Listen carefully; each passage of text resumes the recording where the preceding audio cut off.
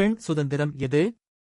உலகத்தையே விரல் நுனியில் பார்க்கும் இன்றைய காலகட்டத்தில் கூட பெண் சுதந்திரம் என்ற வார்த்தைக்கு அர்த்தம் தெரியாமல்தான் அநேகம் பெண்கள் இருக்கிறார்கள். இன்றைய தலைமுறை பெண்கள் பெரும்பாலோர் சக வயது உள்ளவர்களையே திருமணம் செய்கிறார்கள். ஏன் 1-2 வயது குறைந்தவர்களை கூட காதல் என்ற பெயரில் திருமணம் செய்கிறார்கள். ஆண்களுக்கு சமமாக படித்து சமமாக வேலை செய்து அவர்களுக்கு சமமாக சம்பாதிக்கிறார்கள்.